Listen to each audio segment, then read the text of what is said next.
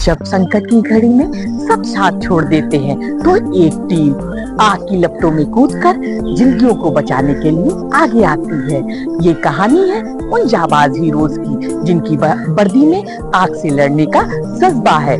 मैं अंशिका मीडिया की एडिटर सलोनी तिवारी आज आपको ले चल रही हूँ उस दुनिया में जहाँ पर हर सायरन के पीछे एक बहादुरी का जज्बा और समर्पण की मिसाल है, जिसे देखकर हम कह सकते हैं फिल्म में ही हीरो नहीं, असल जिंदगी में भी हीरो होते हैं।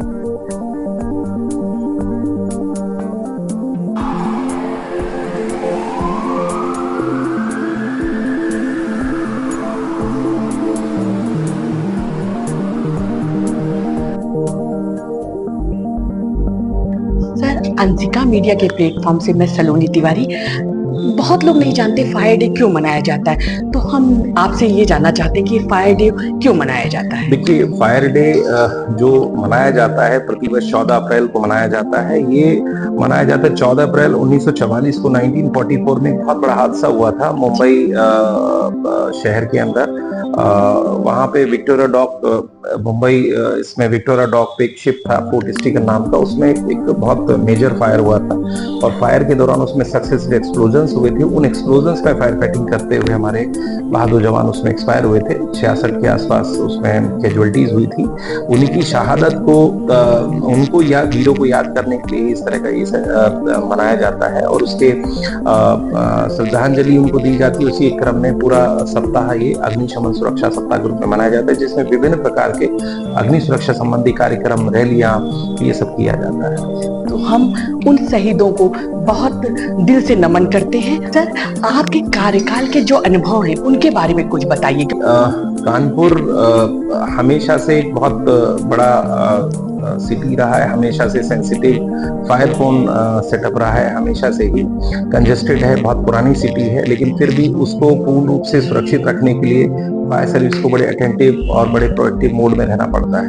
तो लगभग 4 नवंबर 2022 को हमने कार्यकाल ग्रहण किया यहाँ पे। तब से लेके काफी बड़े बड़े फायर इंसिडेंट यहाँ पे हुए। बहुत अच्छे से हमारे ऑफिसर्स ने, स्टाफ ने, हमारे पूरी टीम ने बहुत अच्छा कार्य किया और बहुत लोगों की जान हमने बचाई। पूरा काफी माल की हानि होने से भी हमने बचाई। कानपुर का जहां तक एक ओवरऑल ग्लोबल अनुभव है वो इस तरह का है कि यहाँ घटना होते ही अगर रिस्पॉन्स में थोड़ा सा इशू कहीं आता है तो मेजर में कन्वर्ट हो जाता है, तो उसमें फिर बहुत ज्यादा कॉन्सिक्वेंसेस ज्यादा हो सकते हैं। तो हम लोग इस पूरे दौरान में जो हमारा पूरा एसओपीज वगैरह हमने उसी हिसाब से मेंटेन किए। अगर कहीं इंडस्ट्रियल सेटअप में, किसी होटल में, किसी हॉस्पिटल में, किसी मॉल, मल्टीप्लेक्स, इस तरह की बृहद प्रोमाइसिस में कहीं कहीं इंसिडेंट होता है तो डबल टर्न आउट का कंसेप्ट हमने रखा डीजी महोदय के निर्देशानुसार। तो उसमें काफी हद तक हम लोग कामयाब रहे और हम लोग पूरा अटेंटिव तरीके से पूरी कार्रवाई करते हैं। जैसे आपने देखा होगा कि कुछ इंसिडेंट ऐसे रहे जिसमें बहुत सारे लोग ट्रैप भी हुए हैं, तो उसमें हमारी पूरी टीम ने लेडर्स, एक्सटेंशन लेडर्स वगैरह लगा के, ब्रीदिंग एपरेटर सेट या और स्पेसिफिक टूल्स लगा के उनको बचाने का पूरा अच्छा कार्य किया। तो हम लोग कोई भी घटना हमारे लिए पूरा एक चैलेंज रहती है, तो उस चैलेंज को हम लोग, हमारी पूरी टीम अच्छे से मैनेज कर लेती है। सर, किसी बड़े अग्निकांड के बारे में बताइए और आपकी टीम को किस किस चुनौतियों का उसमें सामना करना पड़ा। देखिए, अभी तक का जो पूरे टेन्योर में एक सबसे बड़ा इंसिडेंट हुआ था 31 मार्च 2023 को इंसिडेंट हुआ था बांस मंडी के क्षेत्र में। उस इंसिडेंट का सबसे बड़ा जो दिक्कत ये रहा कि जैसे ही फायर इंसिडेंट हुआ, वहां पे जैसे ही रिपोर्ट हुआ तो आंधी, मौसम काफी गड़बड़ था, आंधी आई और मार्केट इतना सघन और इंटरकनेक्टेड होने के कारण वो इतनी तीव्रता के साथ पूरी बिल्डिंग उन्होंने अपने कब्जे में लिया, पूरा जो चारों तरफ फैल गया। लेकिन फिर भी हमारी जो टीम ने बड़े अच्छे से कार्य करके उस पूरे घटनाक्रम को, जो भी एक सिरे से जहां से शुरू हुआ था और आखिरी सिरे तक, हमने उसको मतलब कन्फाइंड किया, सीमित कर दिया। नहीं तो अगर रात में वो चीजें और ज्यादा फैलती तो उसमें बहुत बड़े संख्या में लोगों की दिक्कत हो सकती थी। तो उसमें चैलेंज सबसे बड़ा रहा, उस घटना को रोकना भी था, लोगों को बचाना भी था, है ना। और उसमें सबसे बड़ा एक इशू ये आया कि क्योंकि शॉप्स थे, सबके शोरूम्स थे अंदर, और बेसमेंट -2, बेसमेंट -2, -1 इस तरह का था। तो उसमें लोग जितने भी थे वो अपने सामान को बचाने के लिए दौड़ रहे थे। तो काफी बड़ा प्रोमाइसिस था, तो उनको बचाना बहुत बड़ा चैलेंज रहा। लेकिन फिर भी हमारी टीम ने पूरा पुलिस प्रशासन पूरा एक डिजास्टर मैनेजमेंट पूरा एक हमने प्लान पूरा उस टाइम पे लागू किया। सीपी सब थे, डीएम सब थे, तो बड़े अच्छे से उसको ऑर्गेनाइज किया। लेकिन बहुत बड़ा चैलेंज था वो पूरा ऑपरेशन हमारा करीब 5 दिन कंटिन्यूएशन में चला। लेकिन उस पूरे ऑपरेशन में सबसे अच्छा रहा कि एक जो बड़ी त्रासदी हो सकती थी, मतलब बहुत बड़ी संख्या में लोगों को नुकसान हो सकता था जान माल का, वो उसको बचाया गया और काफी बड़ी संख्या में माल को भी बचाया गया। तो बहुत बड़ा चैलेंज था हमारे सामने, क्योंकि उस घटना में इतना वाटर और इतने रिसोर्सेज यूटिलाइज, इतनी मैन पावर यूटिलाइज होगी जितनी काफी यदा कदा ही स्थिति में हो पाती है। ये बहुत बड़ा चैलेंज था वो, और काफी अलार्मिंग इशू रहा। लेकिन बड़े अच्छे से मैनेज किया गया। प्रेशर बहुत ज्यादा था, लेकिन फिर भी हम लोगों ने उसको, हमारी टीम ने पूरा अच्छे से मैनेज किया। ये पर्यावरण संरक्षण में आपका क्या योगदान है? ताकि देखिए, पर्यावरण संरक्षण में सबसे बड़ा ये रहता है। बाकी देखिए, हमारा जो मेन जो थीम रहता है वी सर्व टू सेव, हमारा अग्निशमन कार्य, जीव रक्षा कार्य, ये किसी भी आपातकालीन स्थिति के लिए हमारा कार्य किया जाता है। लेकिन जैसे पर्यावरण का जो इशू आता है, जैसे डंपिंग यार्ड में कई बार आग लग जाती है और डंपिंग यार्ड ओपन में रहता है, लेकिन जब उसमें आपका फायर हो जाता है तो उससे नुकसान किसी को तो होने वाला नहीं, लेकिन पर्यावरण को नुकसान होगा। तो उसको धुआं जितना ज्यादा होगा, पर्यावरण को नुकसान होगा, तो उसको हमारे लोग पूरा उसको हिला डुला के पूरा उसको बुझाते हैं। कई बार गाड़ियां लगती हैं, खेतों में आग लगती है या पेड़ों में आग लगती है। तो कई बार, जैसे आपको याद होगा, एक बार एनसीआर पूरे पोर्शन में जो धूल की स्थिति को सप्रेस करने के लिए भी फायर सर्विस का निर्देश दिए गए थे माननीय मुख्यमंत्री द्वारा। तो वो मुख्यमंत्री जी के आदेश पर वो भी किया गया। तो पर्यावरण में पूरा सहयोग हम करते हैं। दूसरी चीज, जितने हमारे पास फायर फाइटिंग की मीडिया रहते हैं, इक्विपमेंट जितने रहते हैं, जैसे हमारा फॉर्म यूज करते हैं डीसीपी, तो सब इको फ्रेंडली रहता है। तो पर्यावरण को कोई इससे ज्यादा क्षति होने की संभावना नहीं रहती। स्कूल, अस्पताल, शॉपिंग मॉल ऐसी जगह होती है जहाँ लोगों की तादाद ज्यादा होती है, तो अगर वहां पर आग लगती है तो क्या होता है? देखिए, हम जैसे मैंने आपको बताया कि जो जन जागरूकता अभियान है उस पीरियड में तो चलता है, लेकिन हम लोग एक हर फायर स्टेशन के अंतर्गत जितने भी इस तरह की प्रोमाइसिस रहती है, उन समय समय पर जन जागरूकता अभियान चलाते हैं, मॉक ड्रिल्स वगैरह हम लोग करते रहते हैं। जहां तक बात किसी घटना की, किसी भी जगह अगर घटना रह जाती है, किसी भी जगह का, जैसे हमें कॉल मिलता है 112 पे मिलता है, या हमारा जो मुख्यालय अग्निशमन आपात सेवा जनपद कानपुर नगर का जो मेन कंट्रोल रूम है 9454418396, या जो हमारा रेलेवेंट जो भी फायर स्टेशन है, जो 10 फायर स्टेशन से कोई सा वहां भी कंट्रोल रूम संचालित रहते हैं, जहां भी हमें सूचना मिलती है तो हम त्वरितता से घटना स्थल के लिए निकल जाते हैं। कार्यालय और ये शॉपिंग मॉल, अस्पताल, स्कूल में क्या क्या उपकरण होने चाहिए जिससे ये अप्रिय घटनाएं कम हो या जल्दी उन पे कंट्रोल किया जा सके? देखिए, जितने भी इस प्रतिष्ठान हैं, चाहे वो अपना रेजिडेंशियल सोसाइटीज हैं, चाहे स्कूल्स हैं, चाहे इंडस्ट्रीज हैं, हॉस्पिटल्स हैं, होटल्स हैं, मल्टीप्लेक्सेस हैं, सबके मानक निर्धारित हैं।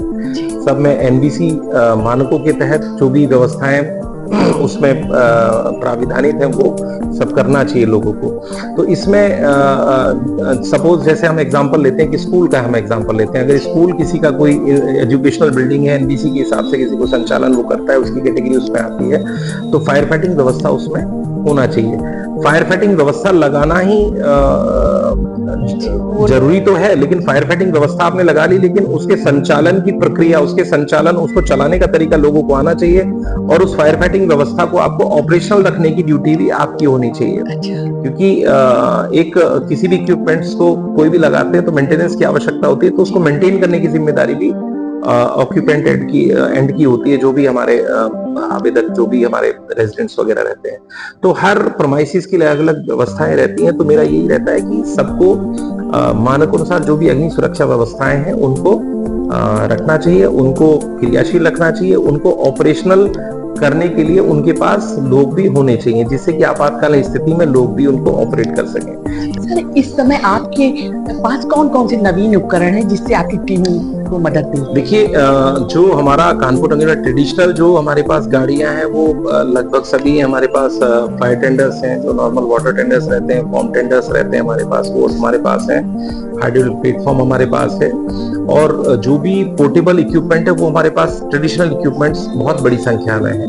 अभी करीब 4-6 महीने के अंदर हमारे पास काफी ज्यादा विशेष उपकरण, स्पेशलाइज टूल्स हमारे पास आए हैं। जैसे जो हमारा एक फायर फाइटिंग रोबोट हमारे पास आया है, जो डेमोन्स्ट्रेशन में आपको उस दिन दिखाया है। जी जी। AWT आर्टिकुलेटिंग वाटर टावर हमारे पास है, डिजास्टर वैन हमारे पास आई है, और FRQV fire quick response vehicles हमारे पास हैं, पोर्टेबल और भी लेटेस्ट व्हीकल्स, कैमरा हमारे पास, मतलब काफी हद तक हमारे पास विशेष उपकरण बहुत ज्यादा बड़ी संख्या में हमारे पास अभी मिले हैं। अब उनके जो नए इक्विपमेंट्स है उनका प्रशिक्षण कराते हुए कर्मचारियों को उनको डिप्लॉयमेंट पे यूज भी किया जा रहा है, लोगों को उसकी जानकारी भी दी जा रही है, जो हमारा ट्रेंड स्टाफ रहे, किसी भी तरह की इमरजेंसी में यूज करे। तो इक्विपमेंट्स हमारे पास काफी हद तक काफी इक्विपमेंट्स हमारे पास। सर, आपको और आपकी टीम को राष्ट्रपति महोदया द्वारा सम्मानित किया गया, इस अवसर पे कुछ बताइए। देखिए, राष्ट्रपति महोदय द्वारा कानपुर नगर को 6 मेडल दिए गए इस बार। ये बहुत बड़े गर्व का विषय है, बहुत बड़े सम्मान होता है प्रेसिडेंट महोदया द्वारा इस तरह का दिया जाना। एक घटना हुई थी 15 जनवरी 2024 को, अपना पैलेस अपार्टमेंट थाना चमनगंज के अंतर्गत है, जो कर्नलगंज फायर स्टेशन हमारा उसके अंतर्गत वो क्षेत्र आता है। तो उस घटना की जो सूचना हमारे कंट्रोल रूम में आई कि बेसमेंट में आग लगी है, बेसमेंट, और आग वो फैल गई है, और उसका जो धुआं है, इतना डेंस स्मोक है, ऊपर के तलों पर जो है पूरा वो भर गया है, और लोग हीट और धुएं के कारण लोग वहां से निकल नहीं पा रहे हैं, क्योंकि सिंगल स्टेयरकेस था, और वहां लोग बहुत मतलब बेकाबू वाली स्थिति हो रही है। तो उस सिचुएशन को देखते हुए इमीडिएट तत्कालिक प्रभाव से जो हमारे नजदीक के फायर स्टेशन थे, कर्नलगंज और जो हमारा लाटू छोड़ के क्षेत्र है मीरपुर, उनको अधिकारी को मौके पे भेजा गया, गाड़ियां मौके पे भेजी गई, मैं भी स्वयं मौके पर पहुंचा। तो वहां पे देखा गया तो तीसरे और चौथी मंजिल पर काफी लोग उसमें, जिसमें बच्चे भी थे, बुजुर्ग भी थे, महिलाएं भी थी, बूढ़े व्यक्ति भी थे, तो वो फंसे हुए थे। तो उनको फायर फाइटिंग करने के साथ साथ धुआं और ताप से बचते उनको निकालना सबसे बड़ी चुनौती था। लेकिन जो वहां का जीना था बहुत सकरा था, तो उस सकरे जीने होने के नाते बहुत दिक्कत आई। लेकिन फिर भी हम लोगों ने लास्ट में एक टेक्निक ऐसी बनाई कि जो हमारी पोर्टेबल लैडर्स होती हैं व्हीकल्स पे, उन पोर्टेबल लैडर्स को हमने ऊपर तक एक्सटेंड किया यथासंभव जहां तक गई, और वहां उनको अच्छी तरह टाई कर एक एक व्यक्ति को, हमारे लड़के, हमारी टीम, पूरा ऑफिसर स्टाफ, एक एक व्यक्ति को, जो कहा करीब 35 लोग, 30 से 35 लोग करीब ऊपर फंसे हुए थे, उनको, कुछ जो बिल्कुल बीमार थे या जो ऐसा है कि उनको अपनी पीठ पर लाद कर भी हमारे लड़के वहां से लेके आए। एक बहुत बड़ा टास्क था। अगर ऑपरेशन में और दिक्कत रहती, नहीं टाइम पे इस तरह का टेक्निक हम बना पाते, नहीं इस तरह का हम कर पाते, तो बहुत बड़ी संख्या में वहां पर कैजुअल्टी, मास कैजुअल्टी होती। तो इस पूरी घटना को CP महोदय द्वारा भी बहुत सराहा गया, वहां पर JCP महोदय भी थे, उनके द्वारा सराहा गया, DM महोदय द्वारा सराहा गया, DG महोदय द्वारा भी अप्रिशिएशन दिए गए, अप्रिशिएशन लेटर दिए गए। तो बहुत अच्छा इंसिडेंट था, और उसी में सम्मान देने के लिए CP महोदय द्वारा प्रेसिडेंट मेडल के लिए यहाँ से संस्तुतियां भेजी गई, और वो प्रेसिडेंट मेडल महोदय द्वारा इसमें प्रदान किया। बड़े गर्व का विषय था, और मोटिवेशन मिलता है, क्योंकि कानपुर में बड़ी बड़ी घटनाएं होती हैं, हम लोग बहुत एक्सट्रीम रिस्क पर कार्य करते हैं, तो बहुत अच्छा एक कार्य उसमें किया गया टीम के द्वारा, तो बहुत गौरव की अनुभूति उसमें। सर, अंशिका मीडिया के प्लेटफॉर्म से आप एक जन जागरूकता का मैसेज हम देखिए, हम जन जागरूकता कार्यक्रम निरंतर रूप से पूरे कानपुर में चलाते रहते हैं, लेकिन फिर भी मैं ये कहना चाहूंगा एक आम जन को कि किसी भी घटना कहीं भी हो सकती है, तो उसमें पहली बात तो पैनिक ना करें, आप अपना संयम बनाए रखें, जो आपके पास संसाधन है उन संसाधनों का इस्तेमाल करके आग बुझाने का प्रयास करें, अपने लोगों को उस प्रोमाइसिस से बाहर निकालें, और मीनवाइल ही आप फायर सर्विसेज या जो भी हमारे इमरजेंसी नंबर्स उन पर कॉल करें, और जिससे कि इमरजेंसी टीम्स वहां पर पहुंचकर कार्य कर सकें। एक सबसे बड़ा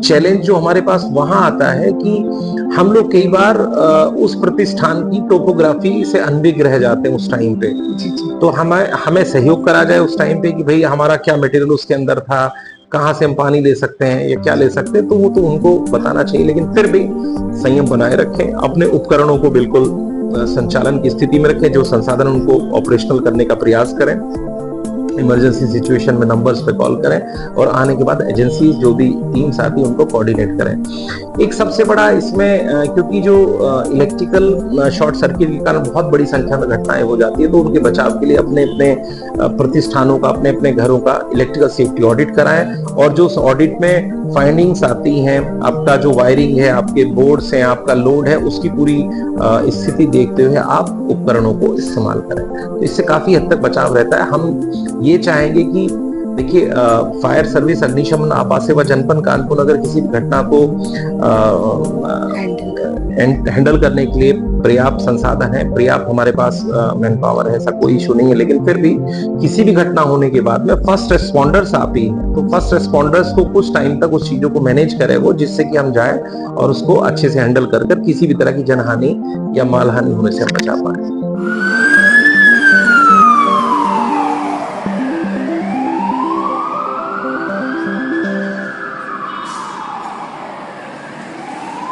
सर, कंट्रोल रूम में जब भी कोई कॉल्स आती है तो कॉल्स रिसीव करने के साथ साथ आप जो फायर ब्रिगेड की टीम भेजते हैं उसकी क्या प्रक्रिया रहती है?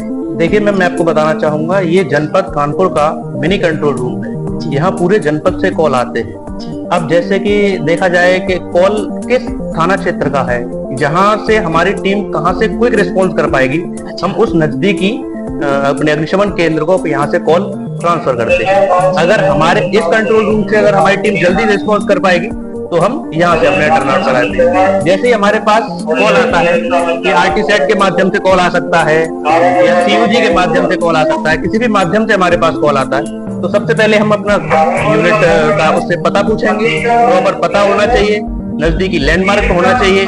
उसके साथ ही हम यहाँ से सायरन बजा के और अपनी team with in a minute हमारे यहाँ से टीम रवाना हो जाती है।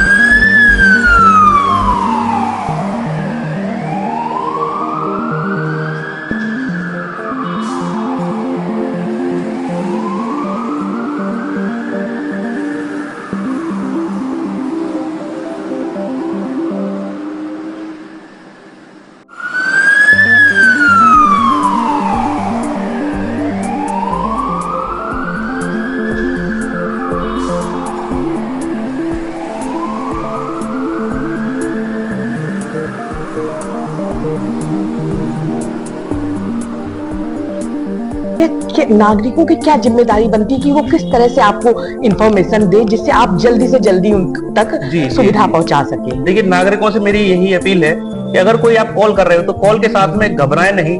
अपना जो पता है प्रॉपर पूरा पता साफ साफ आराम से बोलें, नजदीकी लैंडमार्क बोलें, नजदीकी थाना बोलें, उसके हिसाब से, और अपना मोबाइल नंबर में नोट कराएं उस हिसाब। और जो कई बार आपको फर्जी कॉल्स का भी सामना करना पड़ता होगा, तो उसके लिए आप लोग कैसे निपटते हो? देखिए, अब यहाँ बैठ के पता नहीं चल पाता है कि कॉल फर्जी है या असली है। अच्छा। फायर सर्विस ये नहीं देखता है कि किसने कॉल किया है और क्यों कॉल किया है। अगर किसी ने कॉल किया है तो उस पर हमारी जिम्मेदारी बनती है कि हम अपना टर्न आउट कराएं। सर, अभी आपके होटल में आग लगी, इतना बड़ा होटल है, तो हमारी फायर सर्विस ने आकर आग को नियंत्रण पाया, तो आप हमारी फायर सर्विस के जवानों को क्या मैसेज देना चाहते हैं? मैम, उनको हम अपनी तरफ से बहुत धन्यवाद देना चाहेंगे कि वो विदिन 10 से 12 मिनट में इतनी दूरी से सफर तय करके वो तुरंत से तुरंत आए, वो हमारा बहुत से बड़ा नुकसान होने से बचाया। तो हमारे लिए तो यही है कि भाई उनको बहुत बहुत धन्यवाद, और भगवान सारी विशेष उनकी पूरी करें। अशोक नगर में आए हैं सर, के घर में बिल्डिंग में आग लगी थी, फैमिली के बहुत मेंबर भी होंगे यहाँ पर, तो आपने जब आग लगी तो आपने जो फायर स्टेशन में कॉल किया तो उसका कैसा रिस्पांस आपको मिला? बिल्कुल, मेरी उम्मीद से ज्यादा अच्छा रिस्पांस था, ना केवल फायर सर्विस का बल्कि मैं कहूँगा हमारे क्षेत्रीय थाना नजीराबाद का भी। जी। मैं उनका भी, फायर सर्विस के साथ साथ उनका भी शुक्रिया अदा करना चाहूंगा। उन्होंने जैसे इंफॉर्मेशन पहुंची, एज सून एज पॉसिबल, जितना जल्दी हो सकता था उन्होंने रिस्पॉन्स करके हमारी हेल्प करी, और चूंकि बहुत जल्दी ही उनका रिस्पॉन्स हो गया था तो आग फैल नहीं पाया, बहुत जल्दी उन्होंने कंट्रोल कर दिया। दिल से उन्हें धन्यवाद अदा करना चाहूंगा कि उन्होंने ऐसे आड़े वक्त पे हमारी मदद करी, जब मेरे घर में जेंट्स भी कोई नहीं था, केवल लेडीज थी। केवल फोन की इंफॉर्मेशन पे उन्होंने तुरंत क्विक रिस्पॉन्स करते हुए हमारी मदद करी, हमारी प्रॉपर्टी की, हमारी लाइफ की सेविंग करी। दिल से आभार व्यक्त करता हूँ। सर, कानपुर फायर सर्विसेज जो हमारी आग बुझाने में लगी रही, उसके बारे में आप क्या कहना चाहेंगे? देखिए, कानपुर फायर सर्विसेज के बारे में हम आपके सामने अभी क्या कहें। हम लोग जब आग लगी हुई थी तो हम लोग के मुख्यमंत्री जी ने 4 तारीख को वहां बुलाया था।